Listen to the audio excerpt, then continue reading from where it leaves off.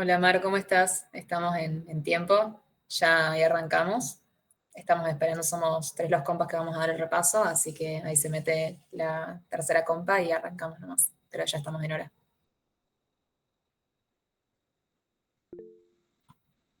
Si quieren pueden ir prendiendo sus cámaras, si tienen ganas.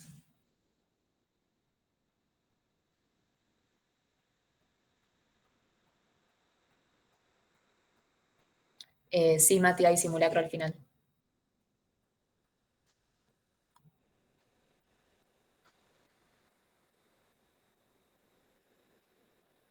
Vale, sí, el link está, en teoría creo que lo mandaron, así que está en el grupo. Sí, perfecto.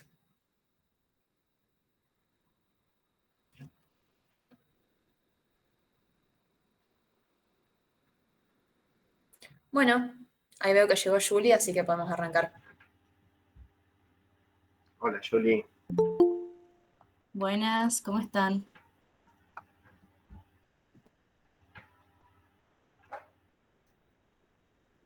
Bueno, chicos, chicas, eh, nos presentamos, somos compañeros de psico. Yo personalmente estoy muy agradecido de que a Ellen me haya convocado para dar este repaso. Es una organización que yo aprecio mucho por el trabajo que hacen en la Facu. Y no sé si mis compañeras se quieren presentar antes de que arranque, porque me han mandado a mí primero. Bueno, yo soy Cami, yo soy también compa de la Facu, de la licenciatura en psicología. Ya terminé de cursar la carrera, estoy cursando el tramo final. Y también estoy muy agradecida porque me hayan convocado para este repaso. Lo que vamos a hacer es dividir el repaso. Nosotros vamos a dar un par de textos cada uno. Estamos también con Julie. Ahí le doy paso para que se presente también. Eh, Buenas. Así que bueno, vamos a estar acompañados de nuestras presentaciones. Les vamos a pedir que si tienen alguna duda la vayan dejando por el chat, las vamos a contestar al final, así se hace un poco más llevadero y no se corta tanto el repaso. Y, y bueno, y ya cerca del final vamos a ver el preguntero que les habíamos dicho. Así que bueno, vamos a arrancar por la unidad 2 si les parece, que nos parece que es por ahí la que más complicaciones trae o a la que más hincapié por ahí hace falta hacerle. Y después vamos a dar lugar a preguntas que tengan puntuales de la unidad 1 para ir contestándolas al grupo. Le doy el pase a Julie. Hola. Bueno, yo soy Julie, también compa de la carrera.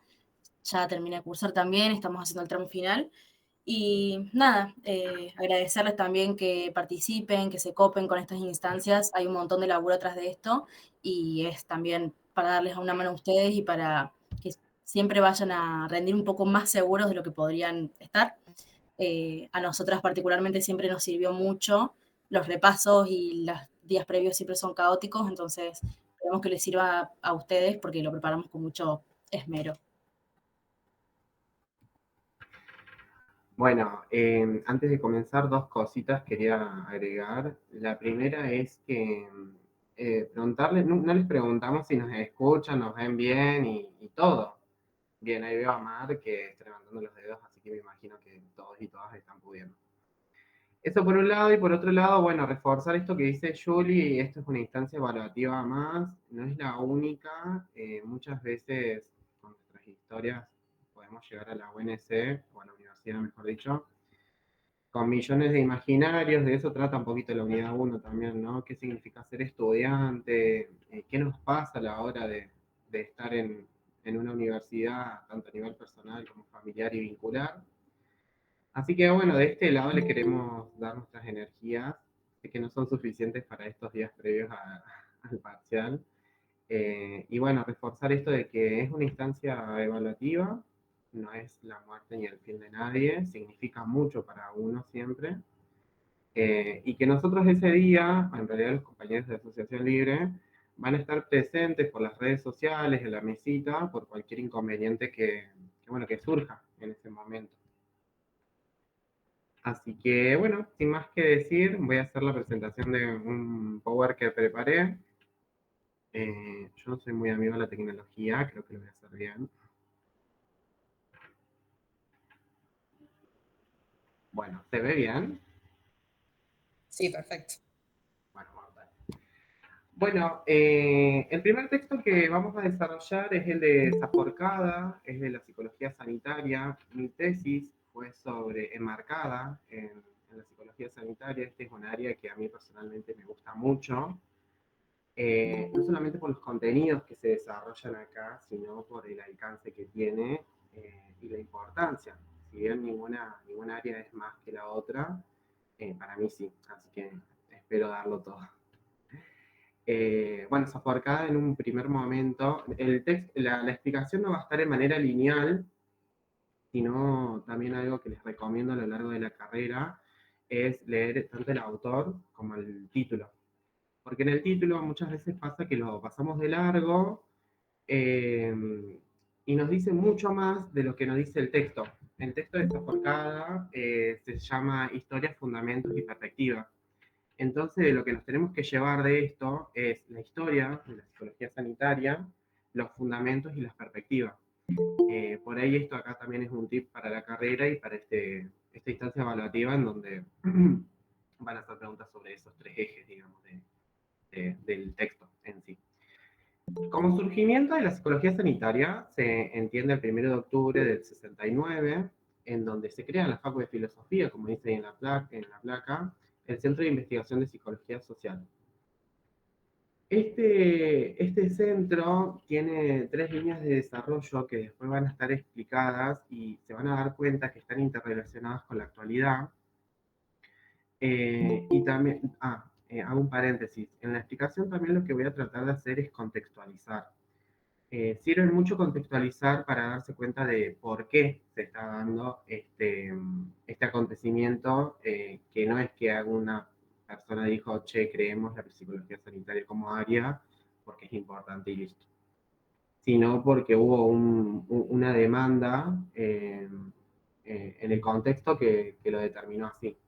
En ese momento las 3 líneas de desarrollo eran, por un lado, la psicología social aplicada a la administración pública. ¿Qué quiere decir esto? En ese momento la administración pública estaba teniendo una demanda más allá de la psicología social que estaba vigente, en términos de, bueno, está habiendo problemas sanitarios que no se están encasillando. Bueno, ¿qué se hace con esto? En un segundo lugar, los problemas sociales de la psicología de la conducta desviada o el comportamiento delictivo. Una gran creciente, años 70, un periodo muy caótico en nuestra historia argentina. Y por último, la psicología social aplicada al ámbito de la salud pública. Esto viene de la mano con el primer eje, ya que, bueno, en la salud pública existió a su forma en todos los periodos, pero siempre tuvo estos baches o vacíos legales en donde, bueno, necesitaba ser sobrellevado de algún modo. Ahora, concretamente, hablando del surgimiento en Argentina, porque a nivel, cuando yo digo contextualizar, no estoy hablando solamente de contextualizar en el ámbito local, sino también en el mundo. Y en Argentina lo que estaba sucediendo eran 4, se puede dividir en 4 ejes, pero sin sobrepasar que la psicología sanitaria surge por una necesidad. Cuando hay una necesidad, cuando hay una demanda, siempre surge un derecho. Eh, y esto acá se puede ver en 4 periodos históricos, en 4 acontecimientos históricos en nuestro contexto local. En un principio, los factores y los procesos psicosociales culturales de índole negativa, recién les comenté sobre las conductas delictivas, los problemas de salud jerarquizada, etc. Después, la existencia de 3 subsistemas de servicios de salud, hoy en día tenemos 2, en ese momento el privado, el público y de seguridad social, y con la prevalencia de formación sobre lo privado. Había mucha formación privada, que hoy en día, gracias a mucho recorrido histórico, no es así, se está tensionando eso. Y bueno, la necesidad de no es lo mismo un acontecimiento sanitario ante lo privado que lo público. Después de esto acá se va a ir desarrollando a lo largo de los fundamentos de la psicología sanitaria. Después el tercer y el cuarto eje van de la mano porque es con respecto a la formación, de la poca formación profesional, al no haber un instrumento que instrumentalice, valga la redundancia, sobre la demanda de la psicología sanitaria, o sobre los problemas sanitarios, mejor dicho, también había poca formación desde el área de la psicología, que impida, que en ese momento impedía abordar ciertas temáticas, sobre todo sobre lo multidisciplinario. Hoy en día la palabra multidisciplinario cobra mucho sentido, ya que es uno de los capítulos de la Ley de Salud Mental que está en vigencia hoy en día.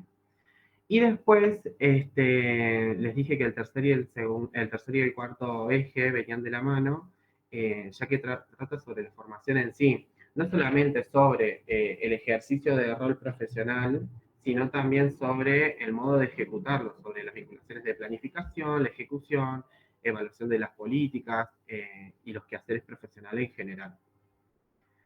Bueno, yo no estoy leyendo el chat, ustedes me dicen si estoy muy acelerado, si se va entendiendo, si quieren que haga hincapié sobre algo, eso si me lo pueden hacer llegar, sería genial.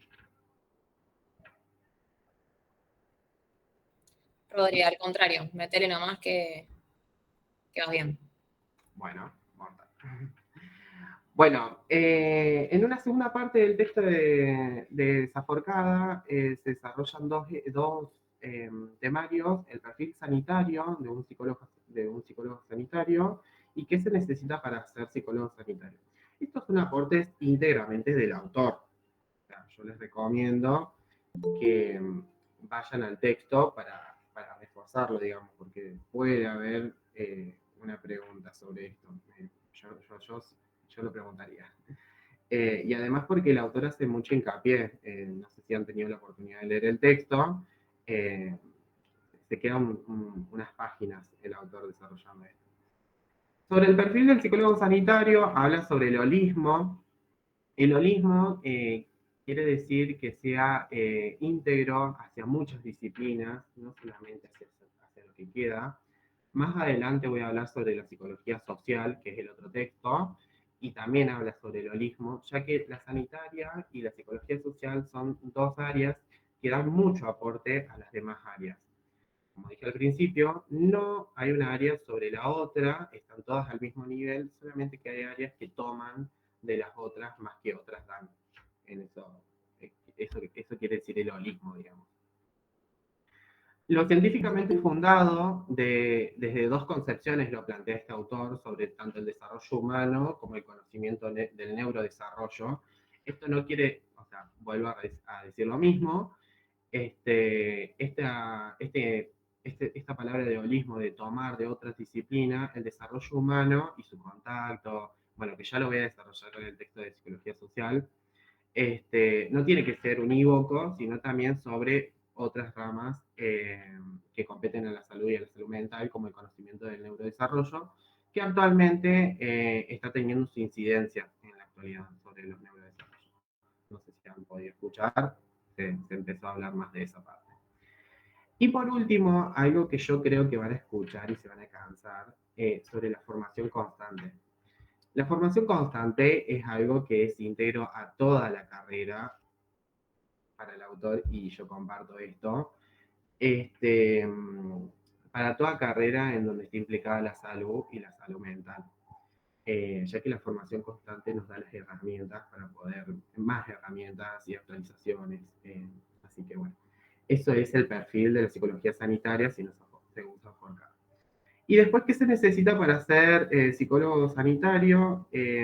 Esto también muchas veces pasa por alto, porque uno generalmente lo puede ver como algo común o palabras de más, eh, pero hay una reflexión que hace Saforcá sobre la motivación. Él lo divide en tres partes, en donde es el saber lo más posible, tener en cuenta el sentido común, escuchar las comunidades y saber lo que no se sabe. Saforcada también tiene un libro aparte, yo se lo traigo a colación, en donde habla sobre la motivación del psicólogo sanitario, de la motivación constante que viene con esta formación constante y la actualización. Bueno, y ahora viene un tema que es el tema de las perspectivas. Como le dije al comienzo, el texto se llama Historia, Fundamentos y Perspectiva.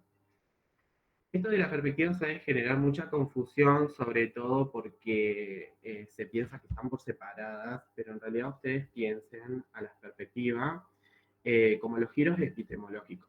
Una epistemología es algo que se cree en un momento y se va sumando hacia otras creencias. En un primer momento había una perspectiva epistemológica. Hoy en día, si nosotros hablamos sobre epistemología, nos hace referencia a epidemia, y bueno, hace un par de años estuvimos bastante asustados por una epidemia. Entonces, más o menos podemos relacionar por ahí. La perspectiva epistemológica tenía un valor empírico en curar la enfermedad. De cualquier modo, curarla. ¿Qué enfermedad? Las que había en su momento. En ese momento había más enfermedades del orden de lo orgánico. Si bien ya había un auge y ya nosotros como profesionales de la salud tenemos bastante recorrido, en ese momento estaba más consolidado todo lo que son enfermedades orgánicas. Se empezaba a hablar de salud mental y problemas comunitarios, y ya con la perspectiva comunitaria es que se empieza a sentar esta creencia de que no solamente se tiene que ver a la persona desde un solo lugar, sobre lo orgánico, sino también que ahí Saforcada lo que hace es dividir 4 ejes en donde se empezó a problematizar. Él usa la palabra problematizar sobre la actualidad.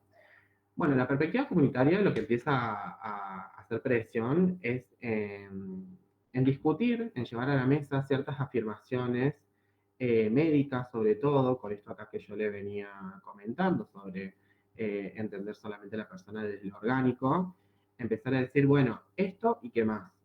Empezó a problematizar, esa es la palabra que se les tiene que quedar con lo comunitario.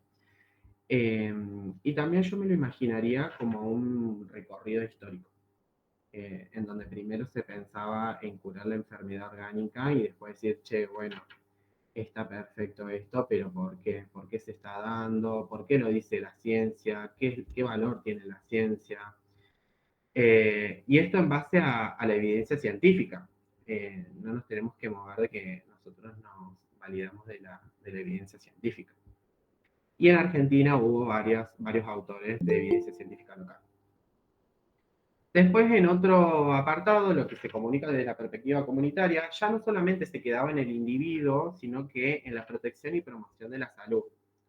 Ya en un ratito, también en áreas emergentes, que es el otro texto que me toca a mí, vamos a hablar sobre promoción y prevención de la salud y las áreas de compromiso que tenemos los profesionales de la salud y la salud mental.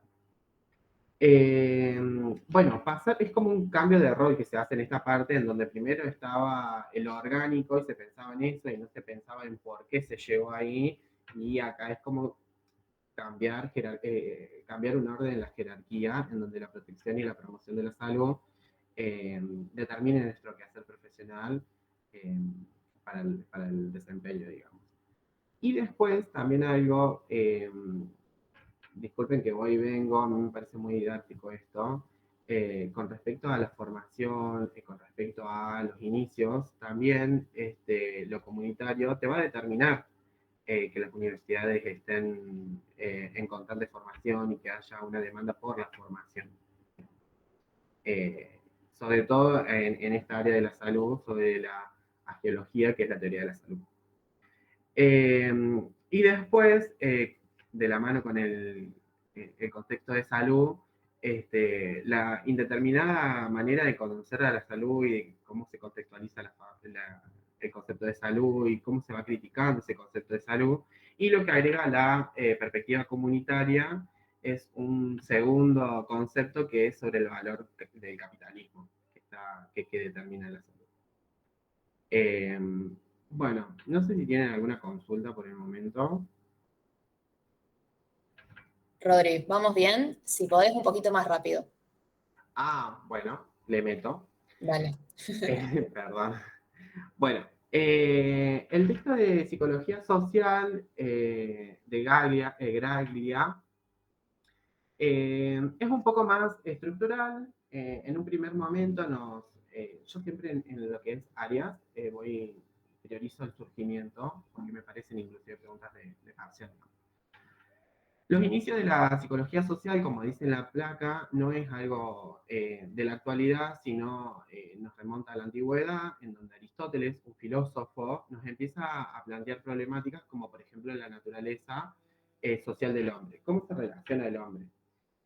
Un poco te lo dice psicología social, la vida social del hombre, y no solamente la vida social, sino los lazos sociales. Después, la autora nos menciona algunos hitos, como Le Bon, Tarde, Sigale, en donde se encuentran algunas reflexiones sobre cómo se desempeña el hombre, cómo se desempeñó el hombre entre los siglos XIX y principios del XX. Y nosotros en Argentina tenemos a un médico psicoanalista, que es Enrique Pichon Rivière. A este autor lo van a amar o lo van a odiar, en la carrera en general, y es el gran desarrollador de la teoría de grupo. Ahí abajo le dejé una frase, después todo esto acá lo vamos a subir a los grupos. Ahí abajo les dejé la definición que tiene Pichon Rivière sobre grupo, y un poco es de lo que explica la psicología social, en donde se desarrolla los lazos de grupo, cómo se conforma el grupo, en sí cómo la persona, el individuo, el sujeto se relaciona. Y esto acá es lo que le decía recién en psicología sanitaria, en donde se toma de estas dos áreas mucho para otras áreas. Bueno, ¿qué es la psicología social? Es una ciencia. Nosotros no tenemos que sacarnos de la cabeza que siempre es una ciencia. Y como ciencia es una teoría científica. ¿Qué quiere decir esto? Es muy importante que entendamos que la teoría científica no es el conocimiento absoluto, sino que nos permite el conocimiento. Porque como dije recién, la psicología sanitaria va a estudiar algo, la social va a estudiar la relación del hombre con el mundo, y sobre todo hay que pensar en términos de ciencia, que es un modo de pensamiento que permite abordar las diferentes problemáticas. Esto acá es un paradigma que se va actualizando constantemente. No es lo mismo lo que creía Aristóteles, de lo que creía Le Bon y de lo que cree Pichon Rivière, que es uno de los contemporáneos nuestros, sobre lo que es grupo. Bueno, continuando con esta lógica de qué es la psicología social, quería dejar bien determinado que la psicología social se enmarca dentro del campo de las ciencias sociales y que es un punto dialéctico entre lo que es la psicología por un lado y la sociología por otro, en donde hay una dialéctica. Dialéctica quiere decir que hay un constante diálogo entre ambas ciencias, en donde se va a pensar tanto lo singular de la persona como lo colectivo. Si hacen una lectura crítica, pueden ir viendo esto acá de la psicología sanitaria, cómo se va abordando de lo individual a lo colectivo. La psicología social nos plantea lo que es la visión psicosocial, que es una lectura ternaria. Ternaria quiere decir que hay tres cosas que no se tienen que perder de vista en la visión psicosocial, que es el sujeto singular, el sujeto social y la realidad que se estudia. Esto acá no es lo mismo estudiar a una persona de Argentina que tiene un determinado padecimiento a estudiar a una persona de otro punto del mundo que tiene otro determinado padecimiento. Y la herramienta de trabajo que plantea la psicología social es la observación, indagación y análisis. Bueno, el último apartado que tiene esta autora sobre la psicología social es la perspectiva instrumental. Esto acá es reforzar lo que le venía diciendo, que todas las ramas de la psicología reciben aportes de la psicología social, y lo que plantea la autora es que para ello hay que tener en cuenta lo que recién le estaba comentando, que son tres ejes: es la estructura social, donde tiene lugar la interacción, o sea, donde se encuentra el sujeto; los mecanismos, procesos y las operaciones mediante se intelectualiza, o sea, qué es lo que está sucediendo con ese sujeto; y los procesos psicológicos por los cuales el sujeto son influenciados. Ahí viene un poco de la mano con lo que recién le mencionaba sobre la relación entre el individuo y el capitalismo, el individuo y la sociedad contemporánea que tiene. Bueno, hasta ahí, ¿cómo vamos? ¿Hay alguna duda? Tengo miedo de estar yendo como muy al palo. Vamos bien, vamos bien. Perfecto. El tercer texto es sobre la psicología del deporte. de Chirabella. Es muy interesante estos dos textos que les voy a dar ahora sobre la psicología del deporte y la psicología de las emergencias, ya que no constituyen un área de conocimiento dentro de la ciencia psicológica, sino que es un campo de actuación profesional. Esto acá, como les mencioné al principio, viene de la mano por lo que es la demanda. De hecho, en la psicología del deporte, la autora dice que la demanda surge antes que la oferta, o sea, dentro de las consideraciones, perdón. ¿Qué quiere decir esto? Que en un momento, tanto los profesionales que se dedican al deporte o también los clubes, instituciones, etcétera, estaban teniendo una necesidad sobre la actividad y sobre una visión más holística sobre lo que es el deporte. Y esto me parece muy importante traerlo, ya que la autora propone que para el ejercicio de esta actividad, en un primer momento se tenía en cuenta la actividad preventiva y que favorezca la salud en la prevención de las enfermedades y la prevención de las enfermedades, perdón, y en otro momento se agregó en la actualización cuando el problema de salud ya está presentado, digamos, y utilizar el deporte como un recurso para la sanación. Es muy importante que acá se detengan en lo que es la actividad preventiva y favorable para la salud y la prevención de enfermedades. Cuando nosotros pensamos en la psicología del deporte, generalmente hay un error que la autora lo menciona, es pensar que esta disciplina se encarga solamente del deporte y no.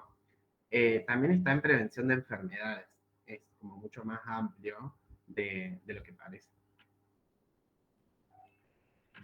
Bueno, con el último texto de Psicología de las Emergencias, primero voy a empezar por esta plaquita. Antes de empezar este texto, está bueno saber los niveles de prevención que tenemos los profesionales de la salud y la salud mental. Nosotros estamos dirigidos hacia 3 niveles de prevención. Existen 3 niveles de prevención: primaria, secundaria y terciaria. La prevención primaria está dirigida a reducir las incidencias de los trastornos, o sea, es lo que es la prevención, de algún modo. La secundaria está dirigida a reducir los efectos dañinos en los sucesos que acaban de ocurrir. Ahora se estarán como pudiendo imaginar qué es por dónde activa este ejercicio profesional. Y la prevención terciaria es dirigida a los reparos del daño ya causados. Va en progresivo entre la prevención, lo que acaba de ocurrir y a futuro.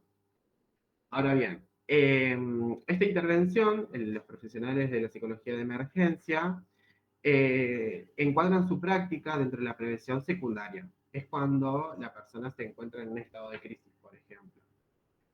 Esta es un área nueva, relativamente nueva, porque tiene incidencias ya en los 80, pero en la actualidad se empezaron a ver más, sobre todo en los medios de comunicación, en las revistas de investigación, etcétera, la importancia y el espacio que se le da a esta área. ¿En qué situaciones se interviene? Acá se divide mucho entre dos partes, dependiendo del convenio que la persona o la emergencia haya surgido, si es entre lo público y lo privado. Y que generalmente son estos dos los espacios en donde los equipos intervienen.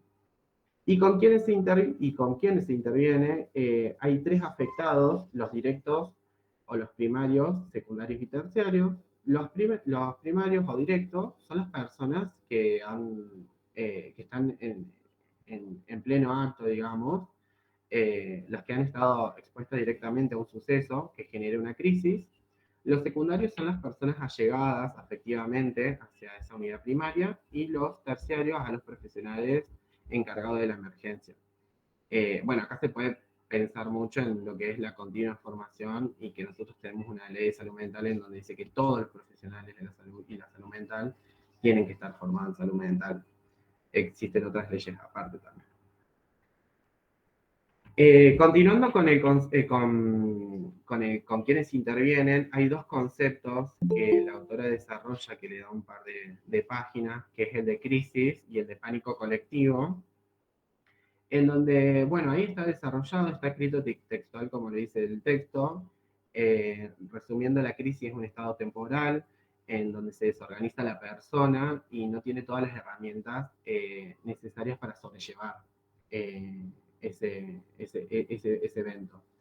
Y el pánico colectivo es algo que sucede alrededor de la persona de crisis, en donde ahí activa más la tensión y la angustia a partir del imaginario social de lo que podría estar pasando.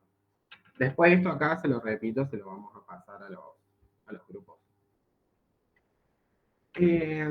Y para finalizar, la autora da una serie de ítems a tener en cuenta, como reforzando el área de active de estos profesionales, en donde nos dice que, bueno, que no se realiza una consulta, sino que en el lugar de incidente. O sea, eso es muy, muy lógico para mí.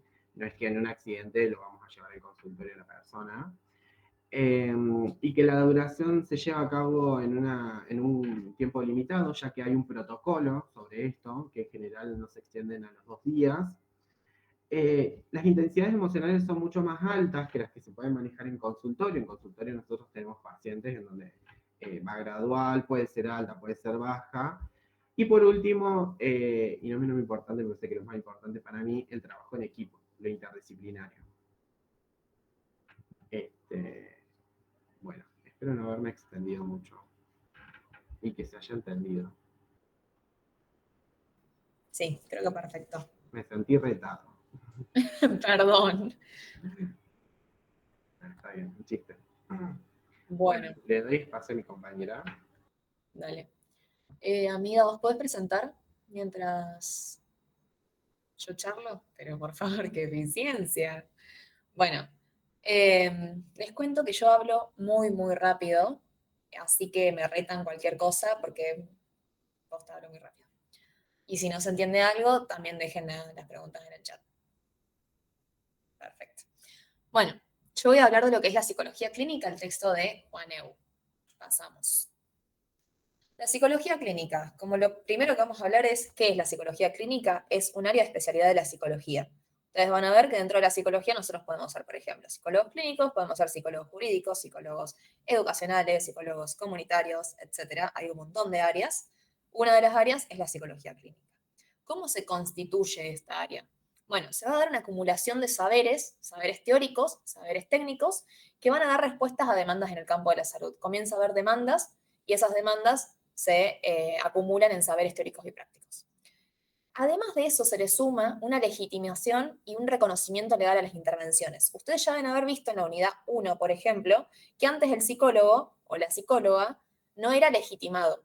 Su labor, su trabajo no era legitimado, sino que era, por ejemplo, una extensión o un ayuda, un auxiliar de lo que era el psiquiatra, el médico. Bueno, a partir de acá tenemos una legitimación y un reconocimiento legal de las intervenciones del psicólogo clínico. Pasamos. El desarrollo de la clínica va a tener raíces de la psicología clínica.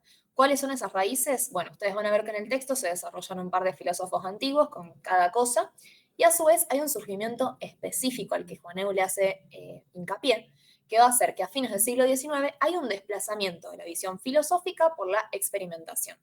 Cosa que también se ve en la historia, si ustedes vieron la unidad 1, vamos a tener un paso de lo que es primero lo filosófico, y después hay un quiebre, y después de ese quiebre se empieza a ver la psicología como experimental.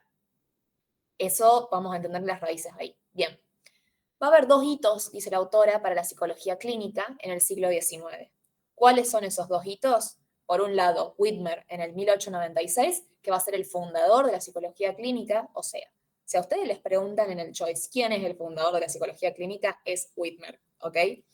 Y después está también el nacimiento del psicoanálisis, ¿de la mano de quién? Del padre Freud, en el 1895. Bien, ¿cuáles van a ser los primeros campos de acción de la psicología clínica? Vamos a tener, por un lado, el interés en lo que son las diferencias individuales, por otro lado, los aspectos intelectuales, y por otro lado, las pruebas de personalidad. Esos van a ser como los primeros campos en los que el psicólogo va a actuar, definitivamente, el psicólogo clínico. ¿Y cuál es el quehacer del psicólogo clínico? Pregunta de parcial. Está consolidado por el trabajo de evaluación psicológica y de diagnóstico psicológico. Repito, pregunta de parcial. ¿Cuál es el quehacer del psicólogo clínico? Está consolidado por el trabajo de evaluación psicológica y diagnóstico psicológico.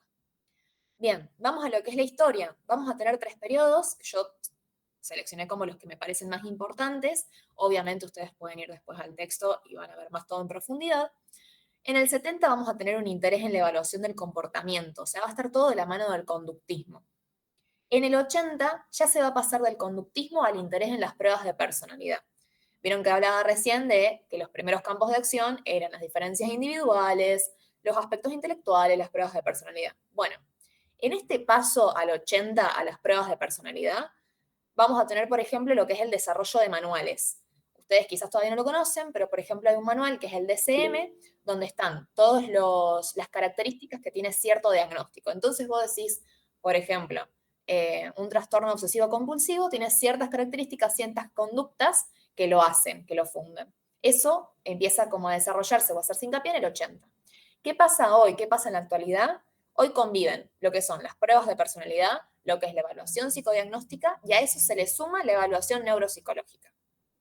Bien, pasamos. Ahora bien, cuando hablamos del desempeño propiamente del psicólogo clínico, ¿qué nos imaginamos todos de un psicólogo clínico? Nos imaginamos nosotros yendo a terapia a un consultorio, una persona que nos va a analizar y nosotros yendo a pedir ayuda por algún malestar que tenemos. Entonces, ¿qué es ese pedido de ayuda del malestar que tenemos y la otra persona del otro lado ayudándonos? La psicoterapia. Esa psicoterapia va a estar llevada a cabo por un psicólogo, ese psicólogo va a hacer evaluación y diagnóstico, y a su vez lo que va a estar tratando es el padecimiento psíquico. Entonces, eso, el global, esa sumatoria, hace a lo que es el desempeño específico del psicólogo clínico. Pasamos. Ahora bien, recién les hablaba de esta relación, yo voy a terapia a pedir ayuda por un malestar que tengo, y del otro lado tengo a un profesional que estudia y que tiene herramientas para ayudarme en eso. Eso, en esas simples palabras, es la psicoterapia. Entonces, ahí tienen la definición como más puntual, la definición de texto, pero es básicamente eso, es una relación compleja de ayuda. ¿Y cuáles son los tipos de psicoterapia? Nosotros podemos hacer psicoterapia individual, podemos hacer grupal, podemos hacer familiar, podemos hacer de pareja, puede haber psicoterapia para niños, puede haber psicoterapia para adultos, para adolescentes. Esa psicoterapia se puede llevar a cabo en lo que son hospitales, en lo que son centros, que pueden ser públicos o privados, en lo que son clínicas. Pasamos. ¿De qué se diferencia esa psicoterapia? De la orientación psicológica. ¿Por qué? No son sinónimos. En psicoterapia vamos a tener en la clínica, o sea, la ubicación geográfica va a ser en la clínica, en lo que es la sala del consultorio, un psicólogo que va a estar ayudando a una persona que tiene una cierta problemática, un malestar psíquico, un padecimiento. En lo que es la orientación psicológica, que es completamente distinto, la orientación psicológica se va a llevar a cabo en lo que son, por ejemplo, centros de atención, y lo que se va a brindar es una orientación o un consejo psicológico, no una psicoterapia.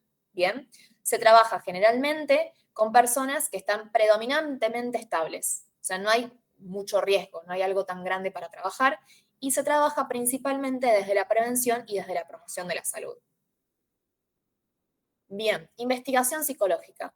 Es muy importante que se lleve a cabo la investigación psicológica, porque en base a la investigación psicológica se va a ir desarrollando lo que es la psicología propiamente dicha, y dentro de la psicología lo que es la psicología clínica.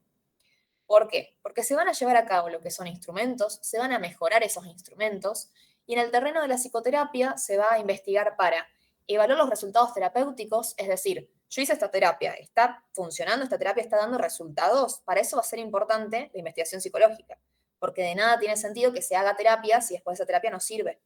Entonces ahí es donde funciona la investigación psicológica. ¿Y dónde más? En la investigación para estudiar los procesos. ¿Qué procesos son efectivos? ¿Qué procesos son eficaces? ¿Cuál es el que me conviene aplicar como psicólogo después para trabajar con esta persona para que tenga buenos resultados? Bueno, de eso se encarga la investigación psicológica. Pasamos. ¿Qué leyes rigen? Bueno, van a ver que en el texto se va a hablar no mucho, no se desarrolla mucho de esto, pero las leyes que rigen van a ser la ley 7106, y van a ver que en los próximos textos donde hablo también nombro las mismas. La ley 7106 es la ley que nos rige como psicólogos, son las disposiciones del ejercicio profesional.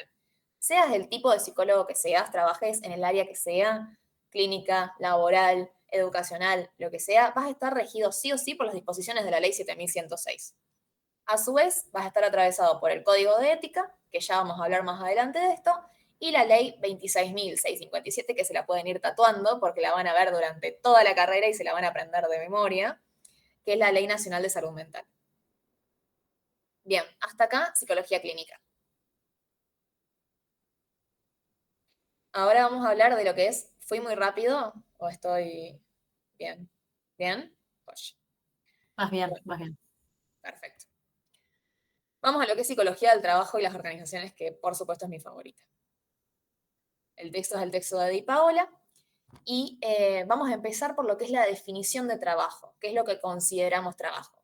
Una actividad humana que produce transformación, tanto en el sujeto como en el objeto. Es decir, el trabajo nos va a transformar a nosotros. Van a escuchar, por ejemplo, que, no sé, en mi identidad, el día que me reciba, yo voy a ser Camila y voy a ser psicóloga. El trabajo me va a transformar a mí misma y yo a su vez voy a transformar al objeto. Y a su vez es una construcción social situada que está en permanente cambio. Entonces, el trabajo no es algo estático, el trabajo no es una tarea, no es algo que hago y que no cambia nunca, no es, por ejemplo, ponerle la tapa a algo, eso no es el trabajo. El trabajo es actividad, el trabajo está en cambio permanente, no es algo estático. Pasamos. Y van a ver que en el texto, yo saqué esto que me parece algo de lo más importante y lo que les pueden también llegar a tomar, que son los tres modelos, que son el modelo taylorista, el modelo fordista y el modelo toyotista. Acá hice hincapié en algunas cositas puntuales que para mí me parecen las más importantes y las más fáciles para interiorizar y poder diferenciar una de otra. Por un lado, el taylorista, amiga, pasamos. El modelo taylorista tiene como ejes la división del trabajo, la estandarización de los trabajos manuales y la repetición de una tarea. Es decir, un trabajador hace siempre exactamente la misma tarea y tiene un trabajo dividido con otros trabajadores que se encargan de otras partes del trabajo. Pasamos. El modelo fordista es el que le sigue, que lo que genera el modelo fordista es que aumenten los salarios de los obreros, que se genere la línea de ensamblaje, es decir, yo pongo esta pieza a esto, por ejemplo, en esta imagen que les pongo del auto. Yo me encargo de ponerle la goma, lo paso, alguien le pone el volante, lo paso, alguien le pasa. Eso es la línea de ensamblaje. Aumenta la producción en masa y se le da gran importancia a la jerarquía. Es decir, empieza a tomar gran importancia lo que es el jefe de lo que es el empleado, por ejemplo.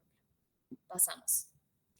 Por último, el modelo toyotista o paradigma flexible, ojo con esto, porque si se los ponen como paradigma flexible, sepan que estamos hablando del modelo toyotista, es el más actual, si se quiere, el que más conocemos ahora, porque pone el énfasis en el trabajo no manual.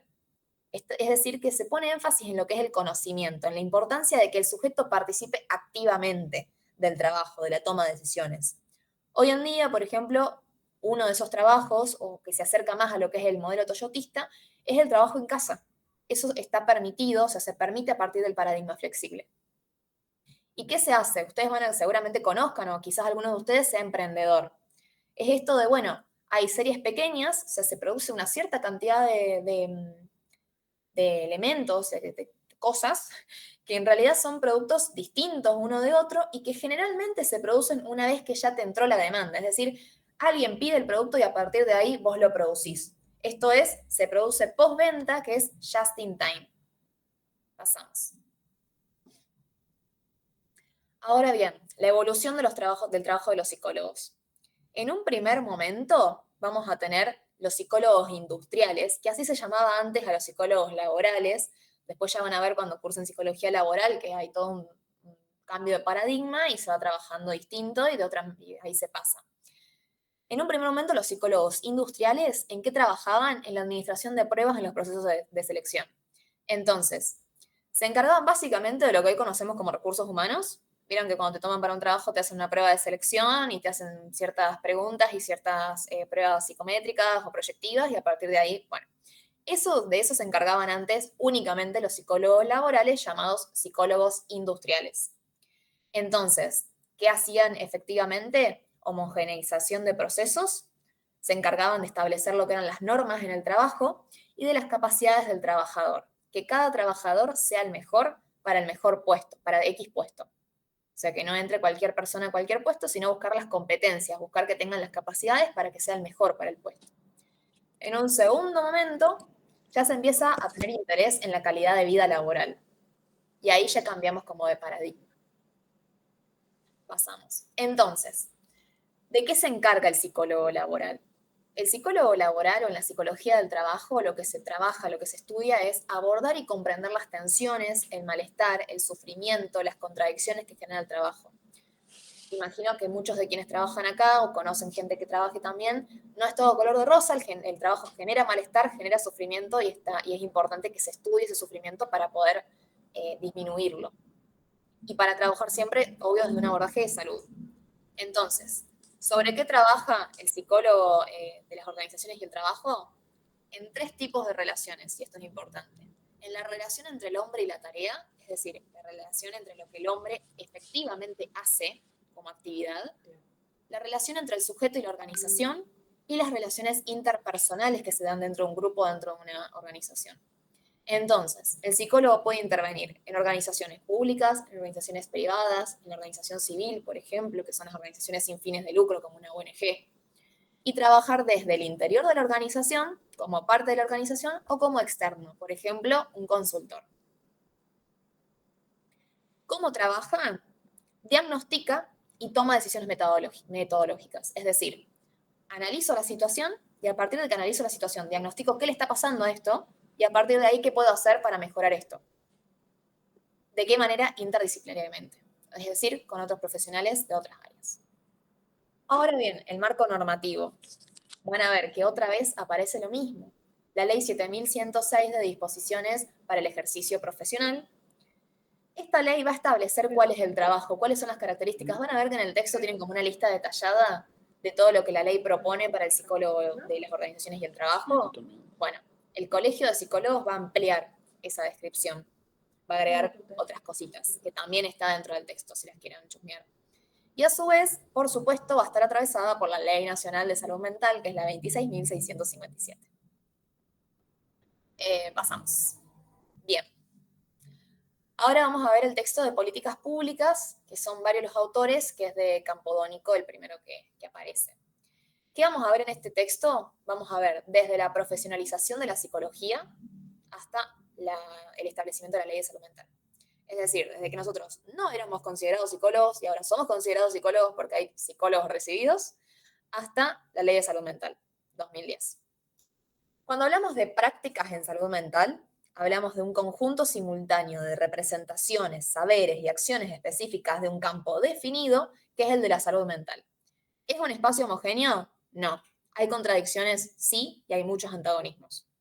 Esto es una definición medio de manual, pero me parecía importante que aparezca. Pasamos. ¿Por qué es importante esto de las políticas en salud mental? Porque es importante que sepamos que no siempre hubo políticas en el campo de la salud mental. O sea, antes, hace mucho tiempo atrás, teníamos un paradigma de peligrosidad. Es decir, la persona que tenía un padecimiento, un sufrimiento psíquico, era considerado un ser peligroso, que tenía que estar encerrado, que tenía que ser medicado, que era considerado un loco. Todo eso fue cambiando. ¿Cómo fue cambiando? Hay como una especie de línea de tiempo para seguir. Entonces, como les decía, había un paradigma de peligrosidad, hablamos de una persona peligrosa para la sociedad, peligrosa para sí mismo, que tenía que ser aislada, que tenía que ser encerrada en un manicomio.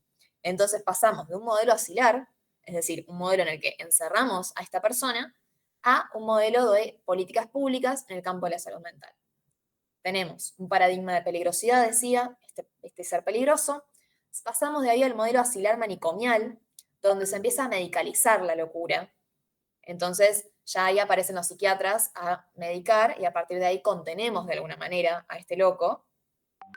De ahí pasamos a un planteo higienista del siglo XX, que ¿qué decían los higienistas? Podemos hacer muchas cosas previo a esto. O sea, podemos encargarnos de la prevención para que esto no llegue a este punto. Entonces, se van a oponer a esta medicalización. Vamos a pasar al 50, que empiezan a haber primeras políticas públicas en salud mental, y llegamos a 2010 a tener la ley. Fíjense la cantidad de tiempo que pasó hasta que tuvimos ley de salud mental. 2010. Pasamos. Más o menos, para puntualizar en algunas cosas importantes de cada uno de los campos, en el campo de la salud mental teníamos entonces al loco, que estaba como apañado por el abordaje del discurso jurídico. ¿Por qué? Porque no se encargaba, no había un abordaje terapéutico acá. Acá estabas loco, eras un criminal. Entonces tenían que encerrarte sí o sí. Entonces ahí estamos dentro de lo que es el paradigma de la peligrosidad. De ahí aparece la medicina, hola, somos salvadores, y decimos, ay, bueno, vamos a traer al loco de la peligrosidad, lo vamos a medicar. De una, buenísimo. ¿Qué pasa? Aparece en el siglo XX el higienismo y empieza a cuestionar esta medicalización de cualquier persona que tenga un padecimiento mental. Por supuesto, la medicación muchas veces es necesaria. Ahora, no siempre hay que medicar a la persona y hay que encerrarla. Entonces, el eje va a estar en la prevención y se va a oponer completamente a lo que es el alienismo y el manicomio. Y ahí llegamos a la segunda mitad del siglo XX, donde hay una reforma psiquiátrica directamente en el marco del nacimiento de las políticas públicas, y ya vamos a hablar de lo que es la ley de salud mental. Pasamos. ¿Cuáles son esas políticas que empiezan a haber a partir del 50 en salud mental? Bien, empezamos a hablar de sufrimiento psíquico, no hablamos nunca más de enfermedad mental. O sea, no se habla de enfermedad mental, hablamos de una persona que padece. Pasamos a una rotura con el concepto de peligrosidad. Ya nadie es peligroso, sino que al contrario vamos a empezar a hablar de una presunción de capacidad de toda persona. Hay reformas ambulatorias, es decir, ¿hace falta sí o sí internar a la persona en un manicomio, encerrarlo en el modelo asilar? No. Podemos atender a la persona en lo que es un hospital, una clínica.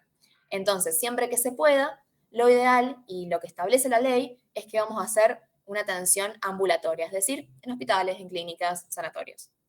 Se va a trabajar sobre esta producción social del padecimiento psíquico en la vida cotidiana, es decir, la persona que padece no es únicamente la persona esquizofrénico, la persona es, no sé, psicótica, sino hay padecimiento psicológico en todos nosotros. En la vida cotidiana hay padecimiento.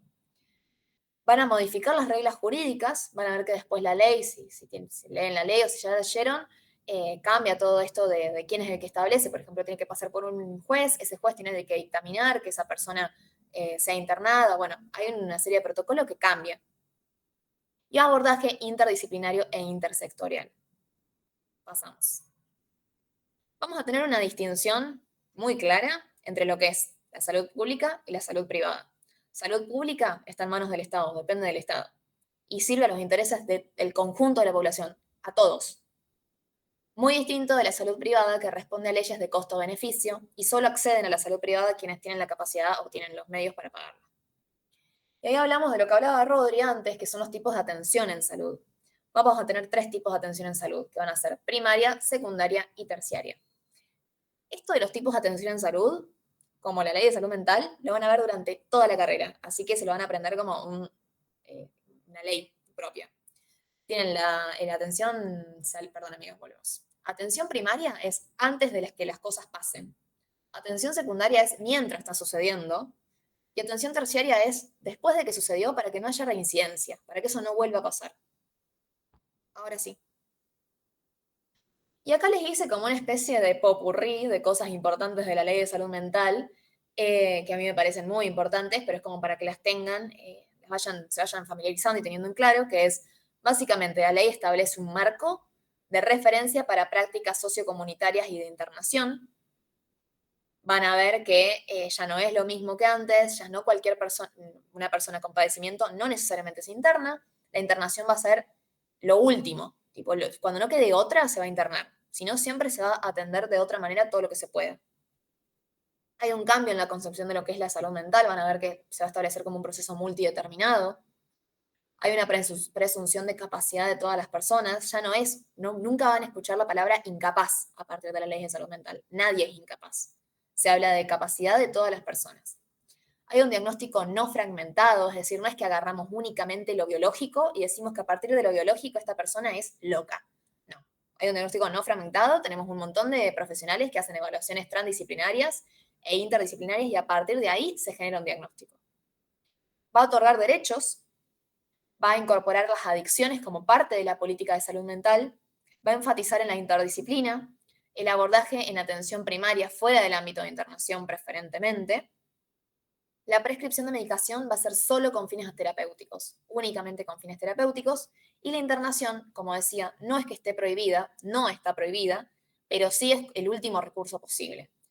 Y por último, lo que ya venía diciendo, se elimina pero completamente del mapa. Nunca que hablen de ley de salud mental van a hablar de peligrosidad. Nunca que hablen de ley de salud mental van a hablar de incapacidad.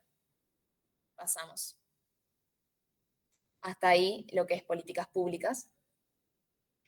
Y ahora, por último, voy a explicar lo que es la ética y deontológica en el ejercicio profesional del psicólogo, que es el texto de Giorgi. ¿Cuáles son los pasos para ser psicólogo? Ustedes están en el paso 1, que es aprobar el cursillo. El paso 2 es llevar a cabo los 5 años de materias que tienen que hacer. El paso 3 es en el que estoy yo, que es hacer el tramo final, una práctica supervisada, una práctica preprofesional o una práctica supervisada en investigación. Y por último tenemos el paso 4, que es que nos otorguen el título de licenciados o licenciadas y con eso una habilitación académica y una habilitación legal. La habilitación académica nos la va a dar la Universidad Nacional de Córdoba y la habilitación legal nos la va a dar el Colegio de Psicólogos de la provincia de Córdoba. Pasamos. Yo hablo de Colegio de Psicólogos de la provincia de Córdoba y no tenemos ni idea qué es el Colegio de Psicólogos de la provincia de Córdoba. Son colegios profesionales. ¿Qué son los colegios profesionales? Corporaciones de derecho público que están amparadas por la ley y reconocidas por el Estado. ¿De qué se va a encargar el Colegio de Psicólogos, por ejemplo, de la provincia de Córdoba? Que todos los profesionales de psicología cumplan con las normativas legales y deontológicas que existen, que están vigentes. De eso se encarga el colegio. Si alguien, por ejemplo, hace mala praxis, pueden ir directamente a denunciarlo al colegio. Y el colegio va a tomar medidas. Seguimos.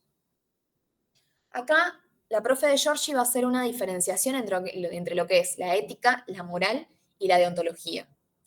La ética, vamos a empezar por la moral. La moral va a regular con normas, es decir, la moral va a tener normas. ¿Quién va a reflexionar sobre esas normas? La ética. La ética va a ser una rama de la filosofía que tiene como tema puntual, objeto, el acto moral. Y la ética aplicada, a su vez, va a orientar las prácticas, es decir, la ética aplicada a cierto ejercicio, por ejemplo, a la psicología. Entonces, va a tener en cuenta los distintos puntos de vista. La moral va a establecer lo que en cierta época, por ejemplo, en este momento histórico, nosotros consideramos como lo bueno y lo malo. Y la deontología va a determinar lo que debería hacerse. Acuérdense mucho de esto. La deontología va a determinar lo que debería hacerse. Va a tener como objeto de estudio los fundamentos del deber y las normas morales, teniendo una base en el utilitarismo, es decir, siempre se va a basar en lo que considere más importante, lo mejor, el mejor tratamiento que se pueda llevar a cabo para este sujeto en particular. Y a su vez va a determinar los deberes y obligaciones de los psicólogos. Entonces, si yo les pregunto, ¿quién determina los deberes y obligaciones de los psicólogos? No es la moral y no es la ética, es la deontología. Pasamos. ¿Dónde va a estar todo esto plasmado? En los códigos de ética o deontológicos, que van a ser cuerpos de normas ordenadas y sistematizadas de forma metódica.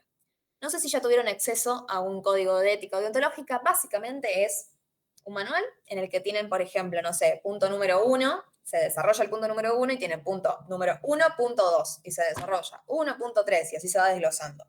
Entonces, va a estar sistematizada de forma metódica.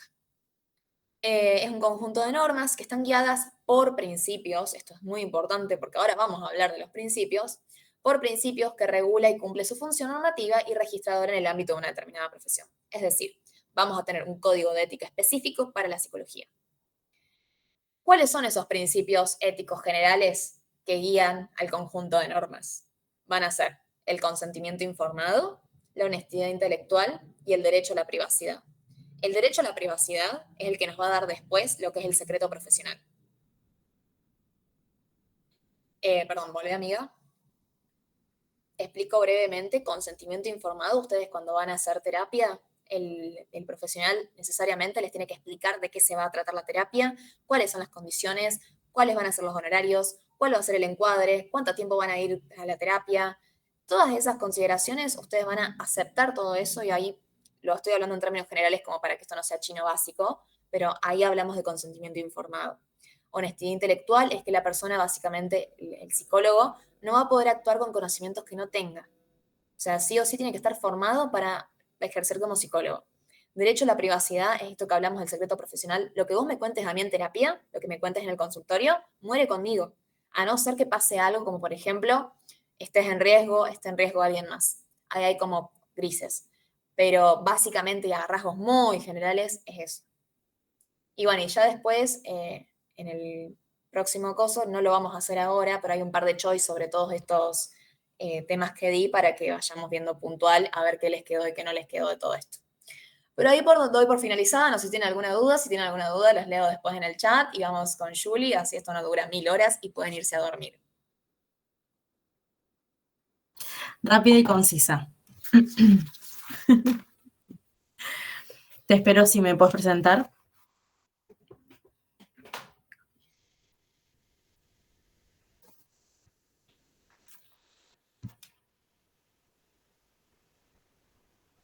Gracias.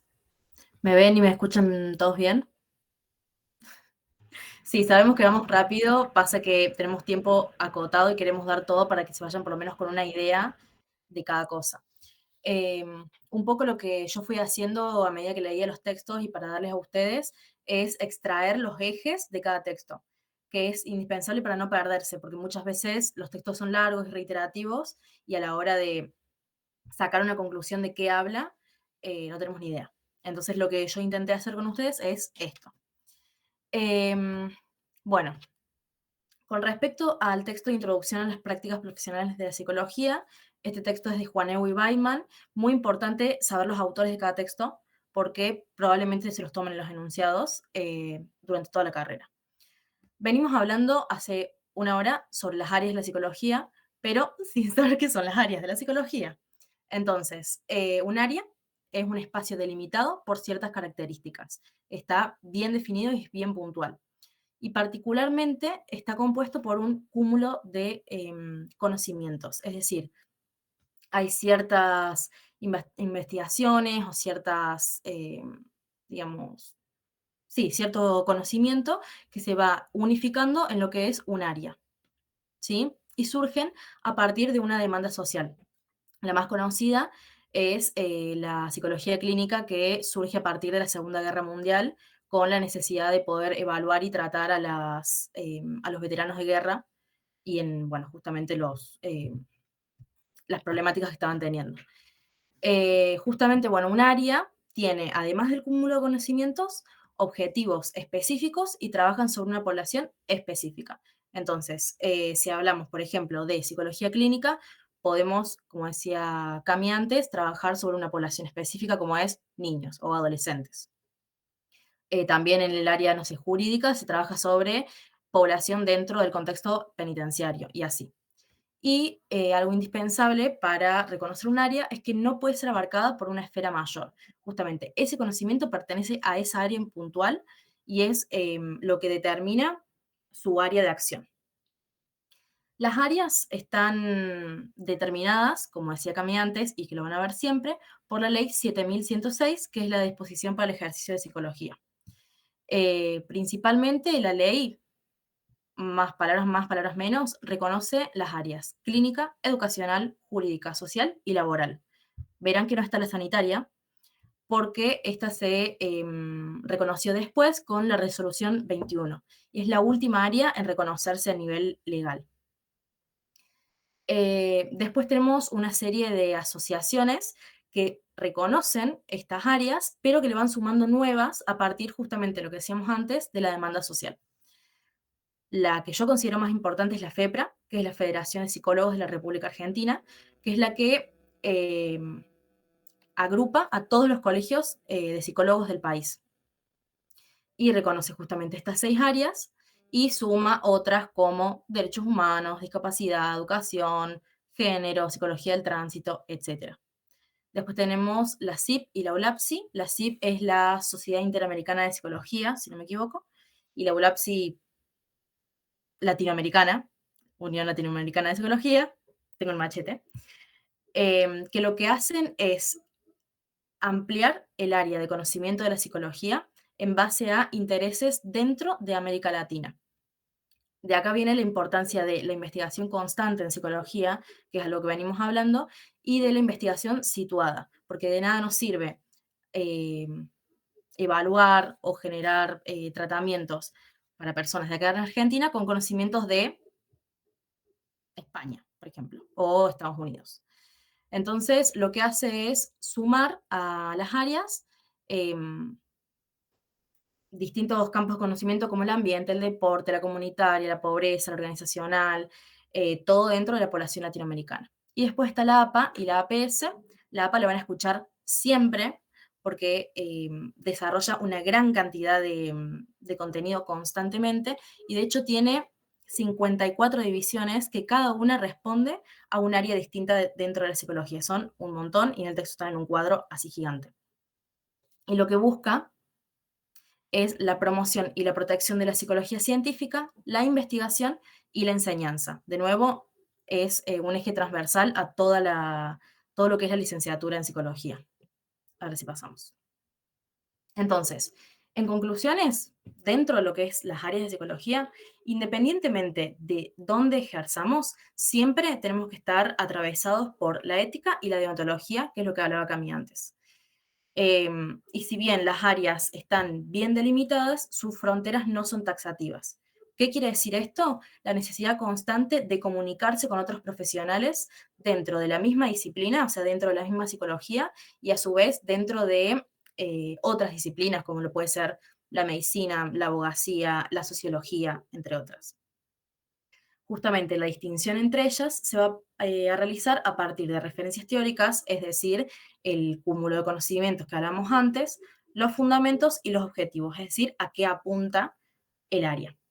Y bueno, la interdisciplina, que es un poco lo que hablaba antes de la necesidad de comunicarnos con otros profesionales. Bien, yo sé que voy a las chapas, disculpen, después vamos a responder todas las preguntas. El siguiente texto es el de la psicología jurídica de Quintero y García López. El texto es largo y muy reiterativo, por lo tanto, hay que enfocarse. Es muy probable que le pregunten definiciones. A mí lo que me sirve para recordar definiciones es destacar palabras claves que después me hacen dirigirme directamente a ese concepto. Entonces, en ese sentido, la psicología jurídica es un área de la psicología, es un área encargada de describir, explicar, predecir e intervenir sobre el comportamiento humano, hasta ahí nada nuevo, psicología, pero que tiene lugar en el contexto jurídico, con la finalidad de contribuir a la construcción de sistemas jurídicos objetivos y justos. Entonces, en este sentido, lo que hace la psicología jurídica es unificar lo que es la psicología y la ley.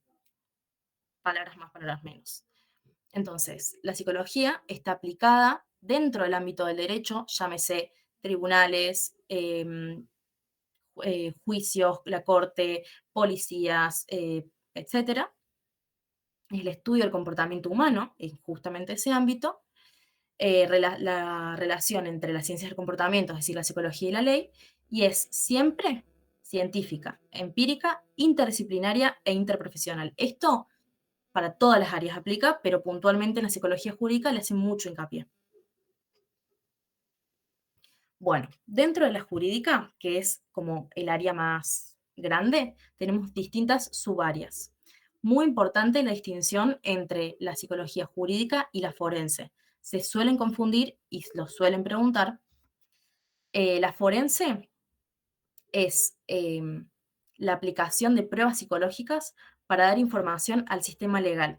Y específicamente su área de aplicación es en tribunales. Punto. O sea, es lo que define y caracteriza 100% a la psicología forense. Se encarga de la evaluación de carácter probatorio. Y justamente tiene como un eje muy importante la investigación. Entonces, en resumen, la psicología forense se encuentra dentro de la psicología jurídica, se encarga puntualmente del trabajo en tribunales y de la evaluación de las personas que asisten a tribunales, tanto como personas que cometieron delitos o personas que fueron víctimas de delitos, testigos. Se encarga de hacer evaluaciones con carácter probatorio, es decir, para probar que sus testimonios, digamos, son válidos o no a la hora de emitir un dictamen. Por otro lado, tenemos la psicología, la criminología, que se encarga de estudiar el inicio, mantenimiento y desistimiento de la conducta delictiva, puntualmente del delito. En contrario, está la victimología, que se encarga de justamente estudiar todo lo que es la víctima de esos delitos. Entonces va a estudiar factores de riesgo para ser víctima, factores de protección, prevención, disminución de secuelas, etc. Vean que todas las áreas en cierto punto están relacionadas porque no nos olvidemos que están dentro de la jurídica. Después tenemos la correccional penitenciaria y de prevención, que se encarga de la intervención, ya no de la prevención, sino de intervención, sobre el comportamiento delictivo y la reducción del mismo. Y bueno, tiene un carácter siempre preventivo, por esto que decía Cami antes, de la prevención terciaria. Es decir, una vez que un acto ya ocurrió, intentar prevenir que vuelva a suceder. Después tenemos el testimonio, que se encarga de establecer la validez y fiabilidad de los testimonios, y el área civil, que estudia el comportamiento en procesos de derecho civil. Bien, un poco yendo a la historia de la psicología jurídica, su inicio, dice el texto, es muy antiguo, del 1800 en adelante, pero sin embargo hay data de inicios de la psicología jurídica incluso antes, o sea, llegando al 400 después de Cristo, o sea, una locura. Sus principales referentes son Stern, Bidet y Mustenberg, díganme si los estoy pronunciando mal, disculpas. Y si bien tiene un inicio antiguo, el máximo impulso, como la mayoría de las áreas de la psicología, los tuvo en los años 60. ¿Por qué? Porque se comenzó a comprender la importancia de la presencia del psicólogo en distintos ámbitos, más allá del tradicional. Se empezaron a extender sus áreas y se empezó a conocer la importancia de tener un psicólogo en un área diferente, como lo puede ser el área de la ley. Entonces, ¿qué pasa? Tuvieron mayor exposición y eso generó mayor interés en la investigación, por ende mayores publicaciones, se empezó a difundir cada vez más, fue como pólvora, digamos, y generó aumentos de formaciones a nivel formal, digamos, en las universidades y en centros académicos. Entonces se empezaron a especializar cada vez más los psicólogos dentro del área y generó una mayor divulgación. Y a su vez, un interés público y promulgación de leyes, como por ejemplo la ley que establece el sistema penitenciario hoy en día. Bien, ¿hasta acá vamos bien? Voy a los vuelos. Sí, Perdón. Juli, hay un par de preguntas, pero las respondemos al final. Ok, perfecto. Ya es el último tirón, gente, perdón. Vamos. En la siguiente área es el área educativa, que es un texto de Corcomián y de Olivero. Tiene su origen en el siglo XX con la creación de la Dirección Nacional de Psicología Educacional y de Orientación Vocacional. En esto que decía Cami, de las políticas públicas, a partir del siglo XX empieza a haber un mayor interés del Estado en generar políticas públicas en lo que es el área de la psicología, y a partir de eso es que se promulgan estas leyes que promueven el ejercicio del psicólogo en distintas áreas. Lo que busca, en este caso, el área educativa, es resolver problemas que surgen dentro de la escuela, como lo pueden ser problemas de aprendizaje y problemas de conducta, que suelen ser los más frecuentes, digamos. Puntualmente, el área educativa tiene un enfoque particular, que es que el campo educativo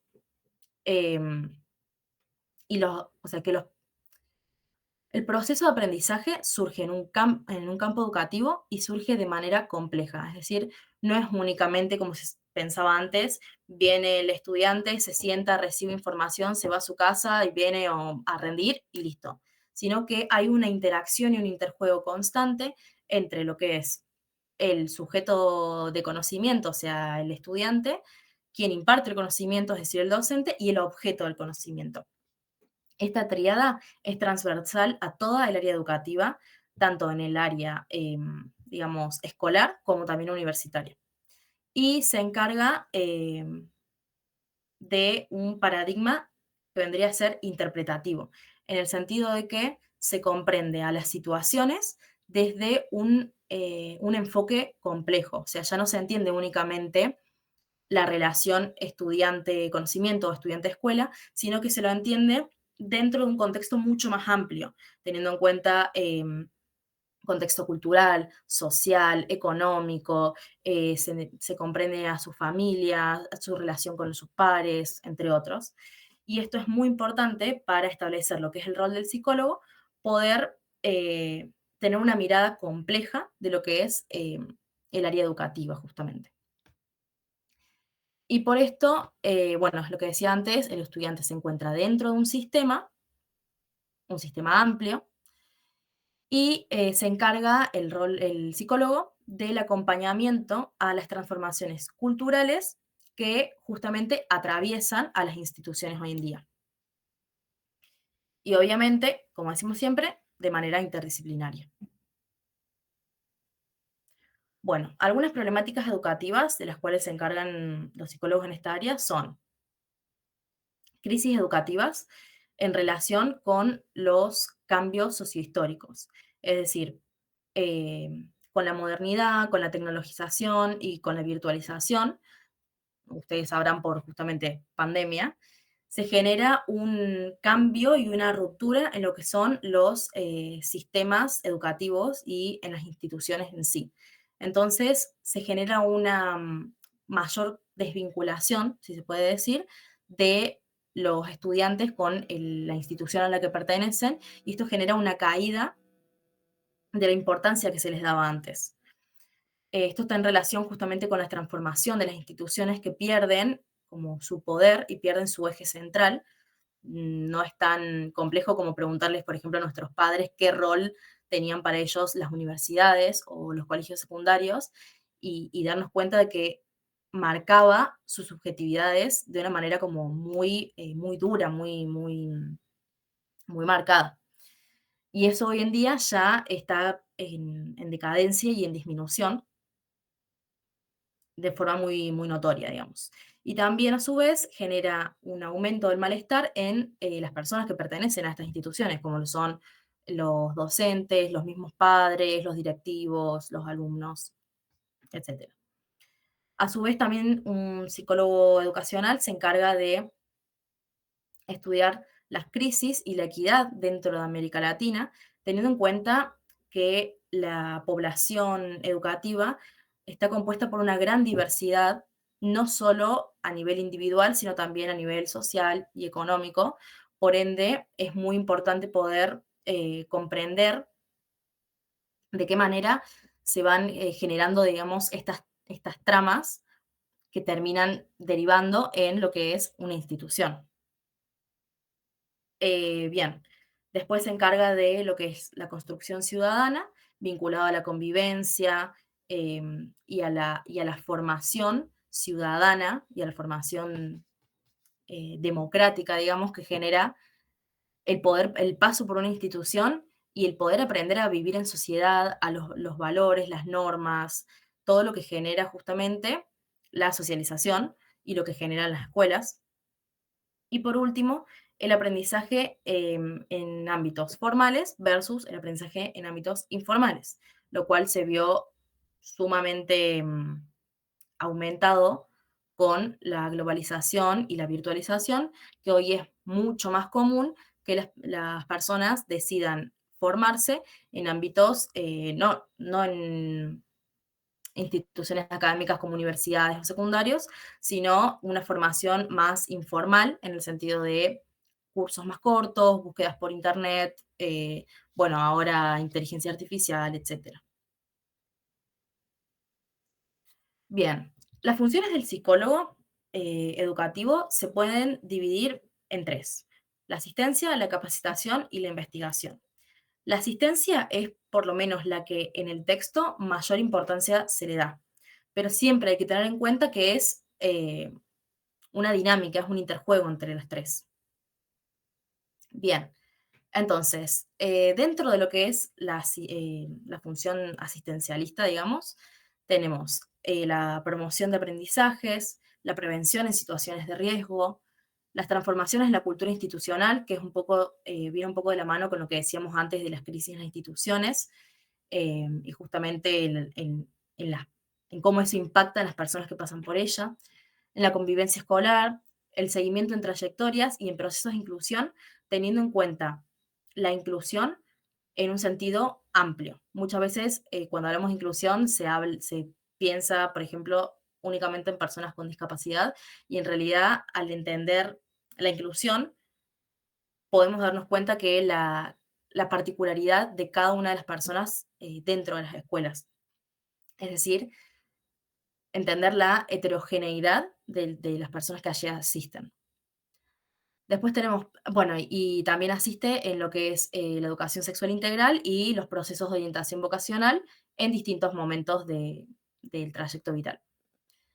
Después tenemos la función de capacitación, que se encarga de la actualización en diferentes ámbitos y diferentes problemáticas como las que nombré antes, y esta viene muy de la mano del lado de la investigación. O sea, al estar en constante cambio, es importante poder ser vivos y ser rápidos a la hora de adaptarse a esos cambios y poder dar respuestas acordes a lo que el contexto lo requiere, digamos. Bueno, genera equipos técnicos para el acompañamiento y el asesoramiento de instituciones con la ventaja de tener un rol de externalidad, es decir, una persona ajena a la institución que puede ayudar a buscar una respuesta. Por último, la investigación, es un poco lo que decía antes, debido a la necesidad permanente de, de cambio en el ámbito, y justamente porque dentro de las instituciones educativas se cristalizan y se manifiestan los problemas y las necesidades sociales. Es muy común ver cómo un problema muy amplio a nivel social se replica de manera como más pequeña dentro de las instituciones. Bien, ya llegando casi al final, encontramos el texto de Formación e Investigación en Psicología de Peña Correal. Lo más importante del texto, creo yo, es, y porque lo repite mucho, es comprender la importancia de la interdisciplina y de la transdisciplina como fundamentales, como ejes fundamentales para comprender al ser humano. Nosotros como psicólogos trabajamos con un objeto de estudio muy complejo y mirarlo desde de una sola manera, de manera unidimensional, digamos, es casi reduccionista y es bastante limitado. Entonces, algo que establece mucho el texto es esto, siempre la mirada interdisciplinaria y transdisciplinaria. Para eso, lo primero que hace es distinguir el concepto de profesión del de disciplina. Una profesión está conformada por un cuerpo de conocimientos que son adquiridos mediante una formación escolar o académica y está compuesto por ciencias básicas, conocimiento específico y conocimiento complementario. Las ciencias básicas vendrían a ser las investigaciones quizás un poco más teóricas, más filosóficas o epistemológicas. El conocimiento específico tiene que ver con quizás investigaciones un poco más técnicas, y el conocimiento complementario tiene que ver justamente con la capacidad de dialogar con otras profesiones y que esto permita justamente poder dar una respuesta adecuada. Y la disciplina es un conocimiento que al interior de un campo de conocimientos pueden o deben ser aprendidos. Es algo fundamental, digamos, que uno tenga ciertos conocimientos para poder ejercer cierta disciplina. Y acá tenemos las monodisciplinas, como lo podría ser, por ejemplo, la psicología, la transdisciplina, que tiene que ver con el poder aunar dos disciplinas que son fronterizas, por ejemplo, la psicobiología, que vendría a ser la unión entre la psicología y la biología, o la psicosociología, etc. Y la interdisciplina, que tiene que ver con el diálogo entre dos disciplinas que no llegan a tocarse entre ellas, o sea, no llegan a ser como compañeras o hermanas, pero sí tienen que tener un diálogo como cercano, más constante. Pasamos. Bien, entonces, dicho esto, ¿qué es la psicología? La psicología es o sea, la disciplina psicológica es un conjunto de fenómenos psíquicos o mentales en los cuales no son reductibles a otra disciplina. Entonces, acá podemos encontrar el concepto de monodisciplina. Los fenómenos psíquicos, los fenómenos mentales, solamente son área de interés, por así decirlo, exclusiva de la psicología. Pero ¿qué pasa? La psicología nunca trabaja sola, así como ninguna otra ciencia. Entonces, volvemos al concepto de transdisciplina. Dentro de la psicología tenemos dos grandes como áreas de acción. Por un lado tenemos lo que vendría a ser la profesión más académica, que es quienes se encargan de lo que vendría a ser la investigación. Y por otro lado, la profesión más aplicada, que vendría a ser la prestación de servicios, es decir, el ir y el ejercer en un campo puntual la psicología.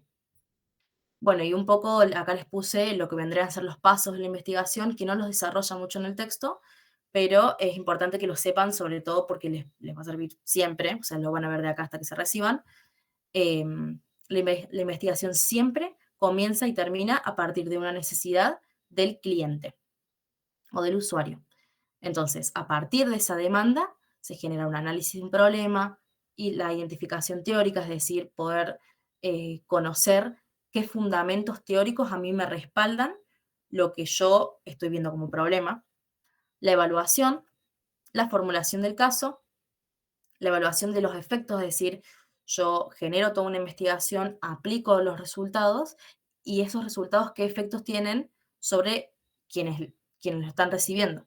Y en base a eso eh, se da por concluida la investigación o se genera una reformulación del problema y se vuelve a empezar.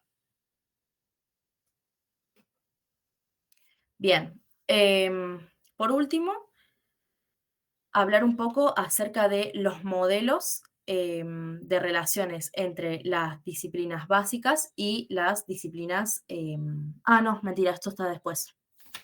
Miento. Bien.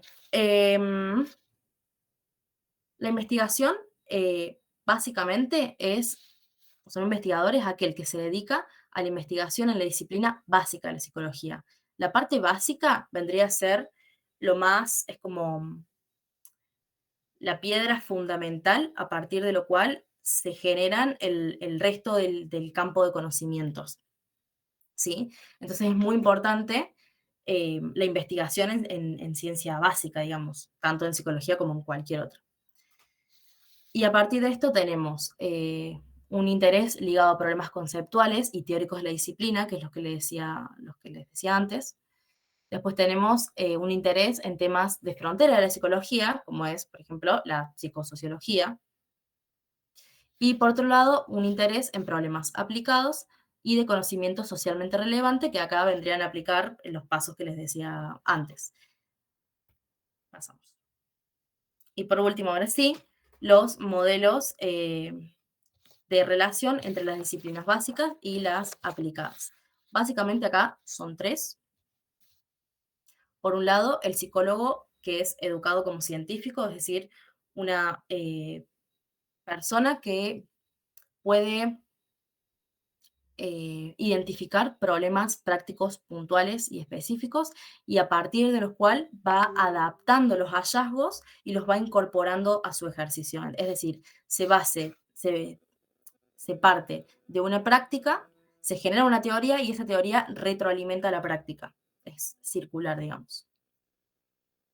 Después tenemos la básica y práctica no unidireccional, que justamente lo que establece es la mutua influencia entre ambas, es decir, entre la básica y la práctica, y acá se genera lo que es el modelo científico practicante, es decir, el científico es aquella persona que también después lleva a la acción. Y por último, la investigación aplicada, que, como les decía antes, con los pasos, empieza y termina con el cliente, con la evaluación de las acciones. Se parte de una demanda del cliente, después eso se le devuelve y se genera una reformulación del caso o la conclusión de la investigación. y los problemas deben observarse siempre, de nuevo, desde la complejidad y dentro del contexto social, para evitar reduccionismos, digamos. Bueno, y ya llegando al último texto, de género y diversidad en psicología, este texto es de González y Goicolea. Bueno, para comenzar, el texto hace mucho hincapié en lo que es la subjetividad, y la subjetividad siempre lo van a ver ligada a lo que es el concepto de género. A su vez, la subjetividad va interactuando con las características de la sociedad y de la cultura en la que se inserta.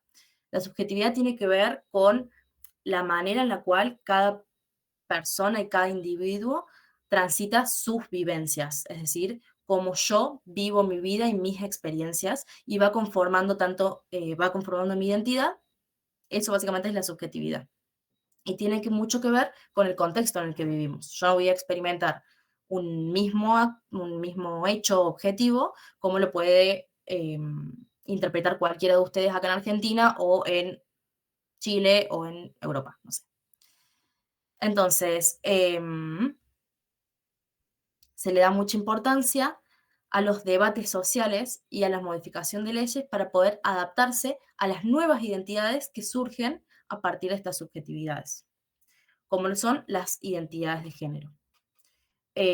Justamente los avances dentro de lo que es la legislación en género surgen a partir del el principio de Yogyakarta, que es promulgado en 2006 por la ONU, y lo que establece básicamente es poder orientar a los gobiernos para un pleno acceso a los derechos de las personas con distintas subjetividades.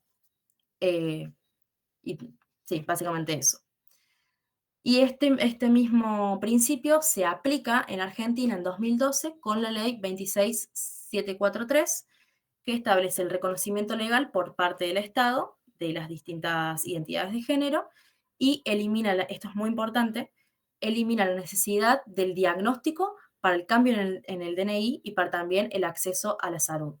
Antes, para poder acceder al cambio del DNI, tenías que pasar por un médico que te vea que estuvieras todo bien, tenés que pasar por un psicólogo que vea que estuvieras todo bien, y recién ahí, capaz, que te dejaban cambiar el documento o acceder a los tratamientos necesarios para necesarios, digamos.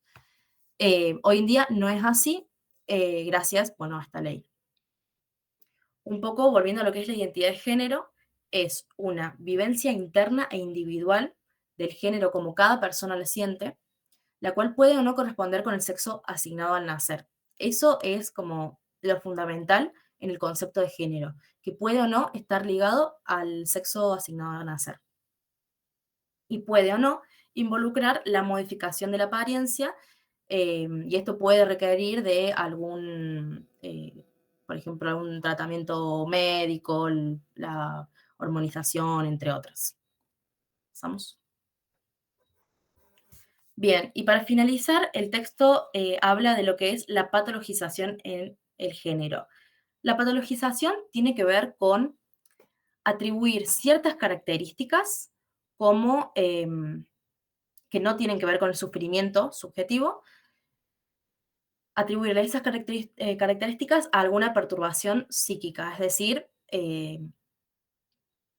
por ejemplo, una identidad, una característica corporal, una característica identitaria como es la de género, de prácticas, hábitos, gestos, personas o grupos, a un padecimiento, tanto psíquico como físico. Esto es antiquísimo, pero lamentablemente sigue pasando, y un poco lo que se va expresando en los manuales diagnósticos, como lo son el CIE y el DSM, que a lo largo de sus distintas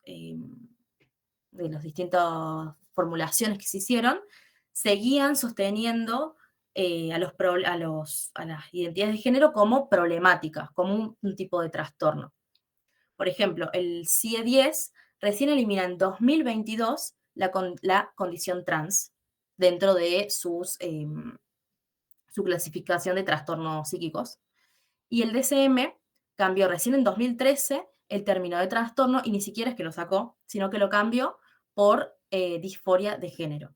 Entonces, un poco poder leer tanto los manuales como los textos, como las distintas formaciones que vayan haciendo de una manera crítica, para evitar justamente lo que es la patologización del género y la perpetuación de prácticas que al fin y al cabo son discriminatorias. Eso sería todo por mi parte hoy.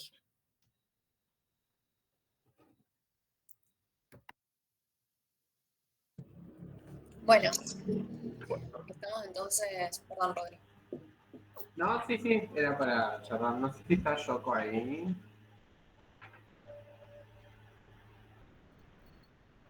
Entonces eso sería lo que es unidad 2.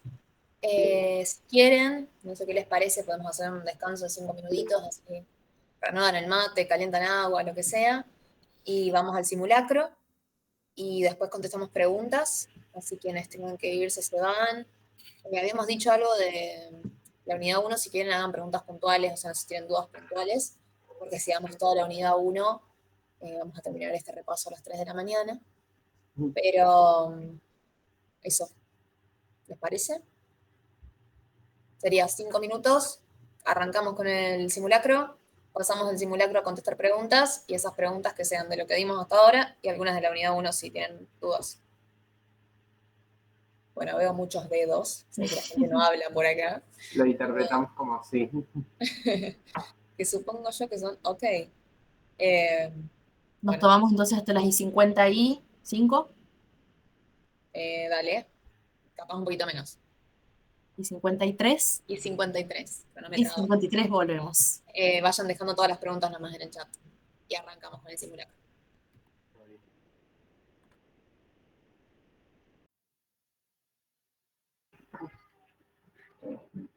Hola chiquis, ¿cómo están? Estoy bastante obsesivo y a mí me dicen I53 y es I53. Yo también, tranqui. Sin ánimos de la patologización. Bueno, los que nos compete. Primero, Jaco se va a presentar, antes que nada, y después empezamos a responder Dale. dudas. Hola chicas, ¿cómo están? Yo me llamo Jaco, soy militante de Asociación Libre, la Bisagra. Hace rato no pude presentarme porque tenía problemas con el celular, con la cámara y todo lo que era el internet. Nada, me enorgullece una banda el trabajo que hicieron los chicos, la verdad que un laburazo, se pusieron la 10.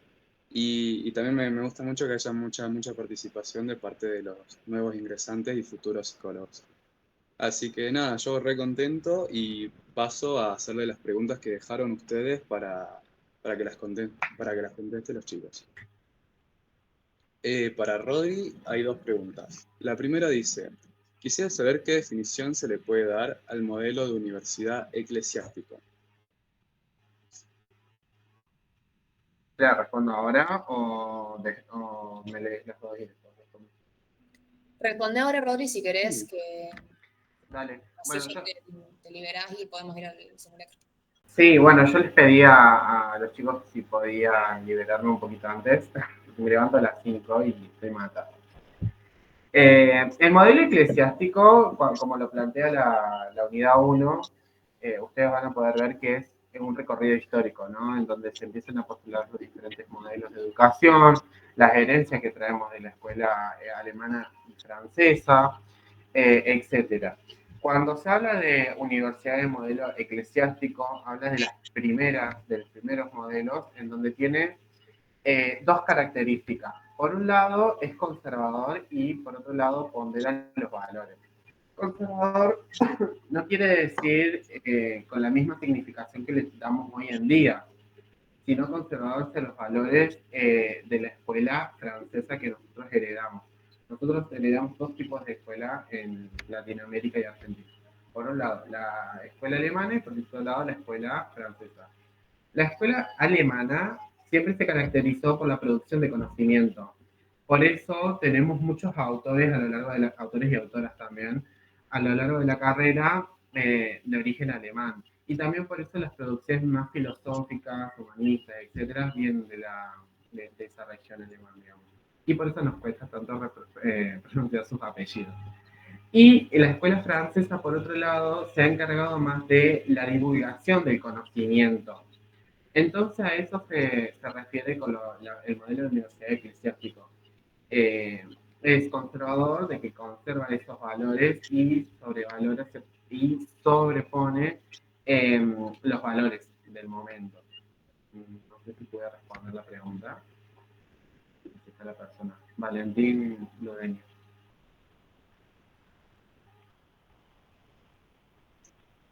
Te hago la segunda pregunta, igual si tiene alguna duda más la puede dejar ahí. Dale. La segunda pregunta es, en la psicología sanitaria, ¿qué significa lo holístico o qué involucra lo holístico? Cuando la psicosanitaria habla sobre lo holístico, refiere a dos cosas. Por un lado, lo holístico entiende a un todo, siempre hablando del enfoque de la salud y la enfermedad. Estos textos por ahí, al ser textos para el ingreso, omiten mucha información. La psicología la psicología sanitaria se ocupa del proceso de salud-enfermedad. Entonces, si vamos a hablar de la salud y la enfermedad, acá interviene un poco más y cobra más sentido la palabra holismo, ya que habla sobre el todo, de qué puede aportar, y también la psicología holística, que está como muy escuchada hoy en día, es un enfoque en donde se pondera más lo humanitario. Como ustedes, cuando les comenté este paso de un enfoque epidemiológico hacia lo comunitario, bueno, el holismo propone justamente eso, que esté más lo humanitario dentro de este enfoque y no tanto lo biológico como en un principio se entendía en la psicología sanitaria.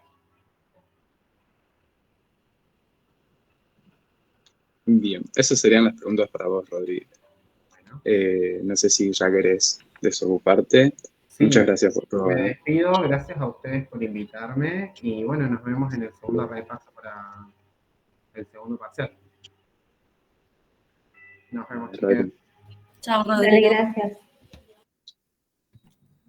Bueno, ahora voy a presentar el simulacro y si les parece lo organizamos así.